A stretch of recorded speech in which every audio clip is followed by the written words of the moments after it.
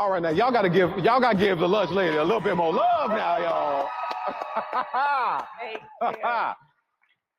When the magics, y'all, I'm just saying, what would it look like if I was in a squishmallow, like, would I be avant-garde? I got a little bit of cornbread and a little gumbo in me. But like, what I gotta do to, give me a little squishmallow action. All right now, I'm gonna hold you to it. Well, friends, Phillip, I get the sense that you've built your classroom not just as a space for learning, but a space for healing. Where did that start for you? Yeah, that started in my career as a youth pastor. So as a youth pastor, you get to see a side of students' lives that you might not always see in the classroom, or at least not as obvious. They're very open to talking about families and wounds and that kind of thing. And as I transitioned into education, it became very clear that the things that students needed when I was a youth pastor were the same things they needed when I was a teacher. And that was that love, care, belonging. Does somebody know me? Can somebody build me up when a lot of them are coming from scenarios where they're being torn down? And so as an educator, I can use the content area that I have to help them access that. So that's kind of where it started for me. All right. Appreciate that. So, Kat, I saw a post from you from a while back. Child, yeah, I was lurking. Yes, I was. Of a rare Billie Eilish postcard. When ordering merch for your daughter, it was sweet. It was unexpected. Even I guess I'm like, okay, girl, all right. She got a connection to Billie Eilish, honey. So it made me wonder, as a mom and as an educator, when's the last time you got something unexpected back from a student? Yeah. Something that reminded you that you can keep on showing up. Absolutely. I did a project that was kind of my moonshot idea, where we were getting recycled Chromebooks so that as students were leaving secure schools, they could have a device to take home with them. And I think, just at its basis, we're like, oh, this is going to be hugely impactful. But one day I received in the mail handwritten letters from each student who received the devices from one of my schools in Wyoming. And I still have them. I read them all the time. It's the thing that kind of gets me excited to do the work, even when the work is hard. And I think they shared with me very unexpectedly stories and connections that I didn't know I was going to make in doing that project. And I really hold that dear. Yeah, we can clap it up. Give it some love. So I want to lean in a little bit about neurodiversity a little bit. I recognize that neurodiversity is a superpower. Do y'all agree? Neurodiversity is a superpower. It's the innovation, it's the artistry, it's the breaking beyond the norm. It's the breaking of that glass ceiling that lives in your head. And so for both of you, you've named how powerful it is that when students feel seen and they feel loved and they feel heard and valued, not only do they behave, but they think, they innovate, they create, they push their own perpetual boundaries.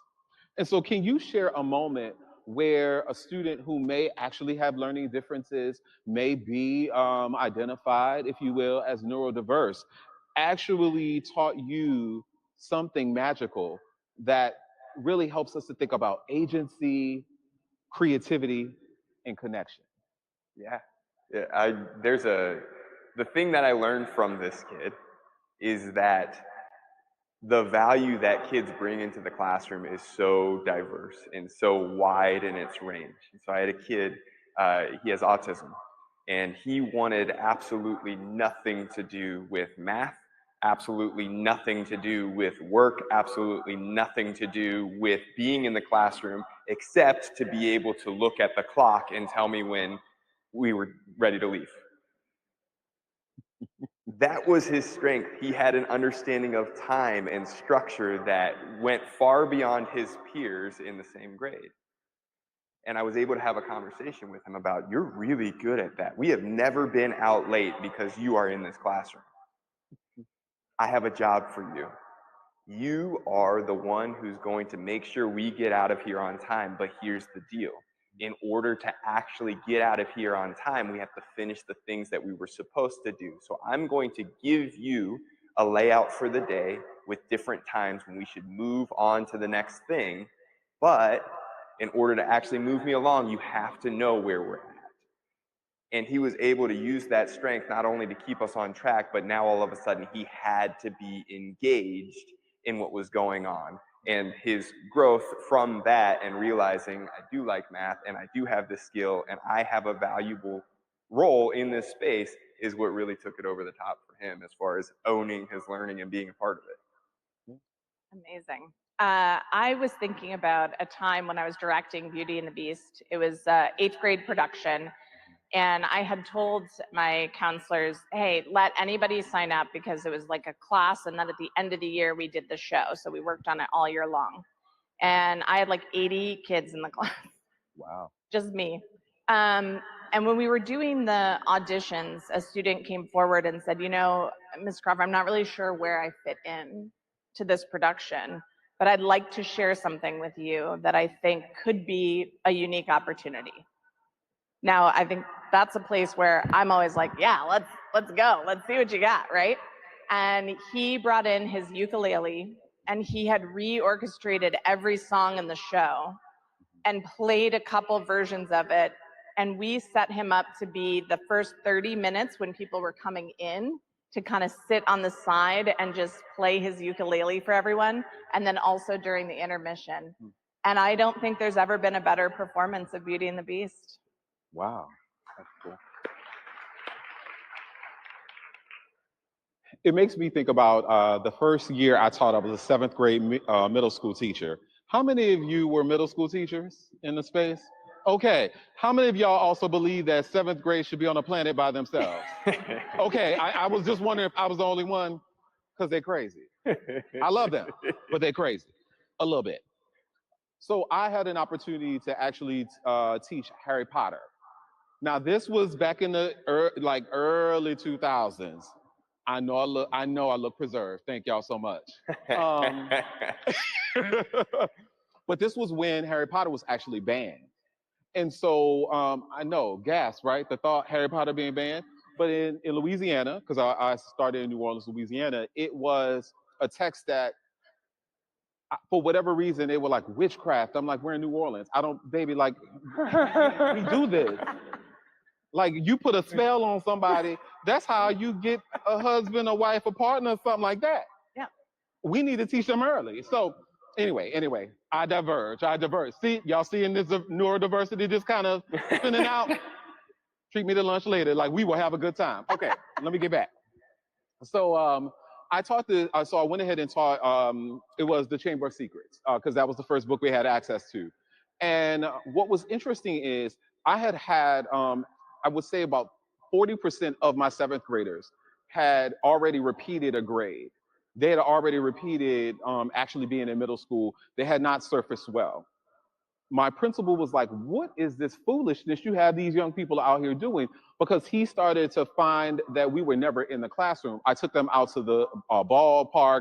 We sat out at the baseball field. We found ourselves in the cafeteria. I wanted them to actually also experience that the magic of who they are, their thinking is not actually captured just in classrooms. Their classroom is life. And what I found was for the students who generally had education plans, students who were multilingual, never actually had the opportunity to shine in the ways as middle schoolers that they desired. And so they had an opportunity to have multiple exposures to create art and comic books. I wish our young people could have created Squishmallows. Like, oh my God. Like, do you know how much critical thinking it requires in order for people to really read and study you? Think about what is the stories you are telling, the complexity, the nuance, right? And you talked about that with the wonderful elementary young person that you had shared in your story. And so I'm really curious for both of you, as I think about agency And yes, Craig is pulling these cards. I like, honey, which of these cards we're gonna go here and read here? Now, Kat and Phillip, can you share a time where whether or not this is a student you served, whether or not this is a student that you may have experienced in the wonderful world of social media, maybe out in your town, where those students surprised you about the ways that they approached and harnessed agency. Maybe they also carried neurodiversity, but actually also showed you that with these wonderful tools that you shared, compassion, innovation, and breaking that glass ceiling, that they can do anything. Could you lean in and share a little bit more about an experience that either of you had? Sure, thank you. So when I was working on a show, and this was also a group of eighth graders, but I had actually taught them from sixth through eighth grade. And I think there's something really unique about that first set of students that get to kind of flow through all 3 years with you. Yeah. And we were doing Into the Woods. And if you don't know, if you're not a familiar Into the Woods fan, the first number in the show is 15 minutes long. It's like half of the first act. So I cast the students. They were just so perfect. I knew actually when I met them in sixth grade, we're doing Into the Woods in a few years. And I showed up to the first rehearsal and they were fully off book. I was like, I'm sorry, what? These middle school students, they had the entire first number down. And I didn't know where to go because I hadn't planned for that. And I needed to rise to where they were. And I had to rethink everything that I was doing because they took our work to another level and I needed to match it. And that was huge for me. They absolutely, to this day, I talk all the time because this was, 14, 15 years ago, about how surprising it was to walk in and see them provide that level of dedication on day one. Yeah. Amazing. Yeah, that's awesome. So for me, there's a group of students who I had as sixth graders, that same group that I kind of talked about that this girl comes from. And as sixth graders, most of them were in a resource level math class with me. We were still doing sixth grade standards. We were just taking a lot longer to get to proficiency and we were skipping some of the stuff. Yeah. In that classroom, there started to be questions about like, wait, what kind of teacher are you? Why am I in here? What's the reason? Those types of things. Which as an educator, especially working with middle schoolers, I think it's really important to be honest with them about, hey, here's the reality and here's what we do and here's why it is what it is. And that doesn't mean that you're incapable. That just means we need to find a different pathway, right?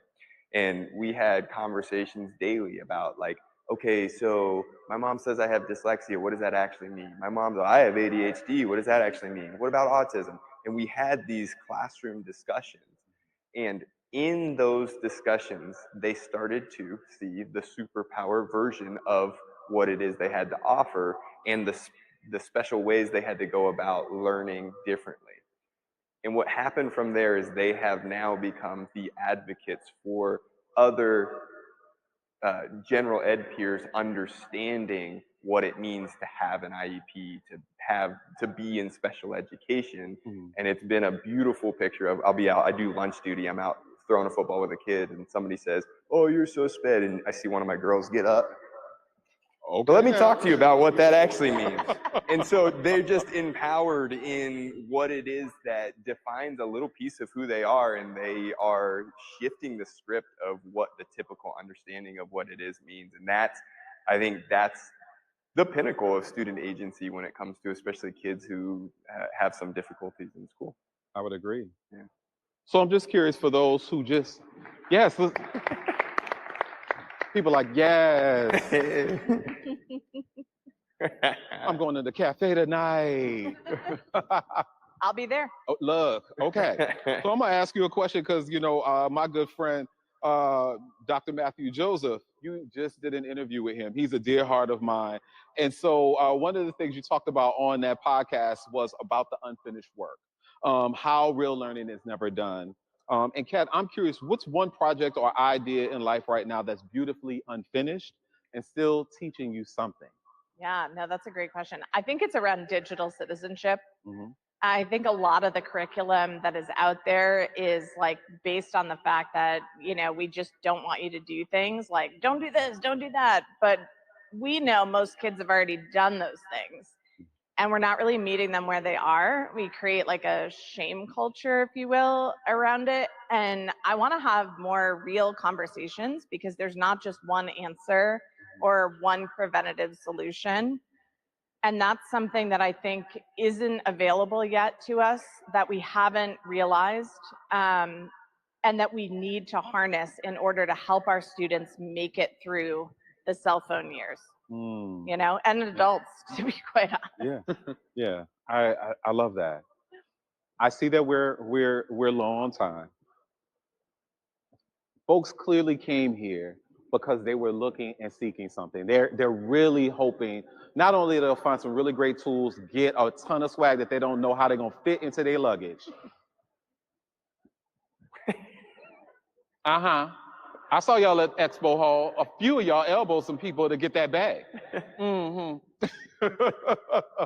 But I recognize that some folks are wanting to dare more bravely into the work that they do. They want to carry something into that work, back into their world when they're in front of young people, in front of other adults, beyond just tonight when y'all just go ahead and lose your whole minds because y'all, like we grown and we outside.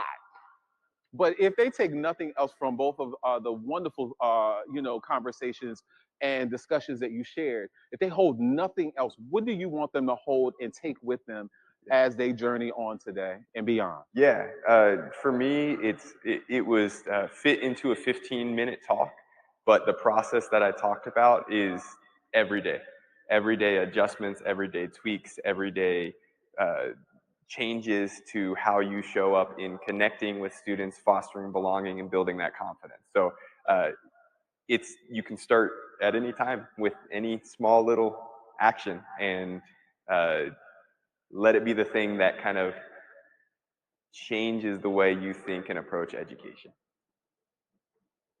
Right. Yeah. I would say focus on student work, design backwards from it, really look at it, really bring it forward, whether it's displayed in your hallways, whether it's at a PLC meeting or at an all-staff meeting, because I think we don't spend enough time looking at the work students are actually doing and talking about it, and that is so critical. And then don't forget to ask students who they want to see their work, because that really gives you a lens into the design and the experience students are having. They're going to tell you something and you're going to really value what they're creating after you find out who they want to share it with. Right. All right now. All right. All right, beloveds. I know the time went quick, and I see some of y'all can't wait to rush the stage. So I want to thank everybody who joined us, whether or not you're virtually. We love you. And also for those who are here in the community with us, for joining us today for the Think Big conversation on student agency. May we leave here remembering that belonging, connection, and confidence aren't extras on the plate, y'all. They are the meal. Kat, thank you for reminding us that learning. Y'all love that, didn't y'all? Y'all need me to say that again? They was like, oh, okay, that's a hot take, honey. Mm-hmm. So, learning is art, never finished. But it's, anyway, I'm gonna keep moving. Kat, sorry, seriously, because I'm acting up. I am acting up. I'm like, all right, and I'm hungry. Good gracious. All right. I can help with that. Look, I can't wait for us to meal. All right. So thank you for reminding us that learning is art, never finished, always growing. Phillip, thank you for showing us that when we see our students' brilliance, they start to see it too. To my ASCD and ISTE family, virtually and in person loves, Queen B, the Beyonce of herself, yes, and all of her queendom, would tell us to saddle up and ride out knowing we ain't just teaching and leading, y'all. We're raising a generation that knows their power because in our classrooms, agency ain't a luxury, it's the law. We love y'all. Y'all take care.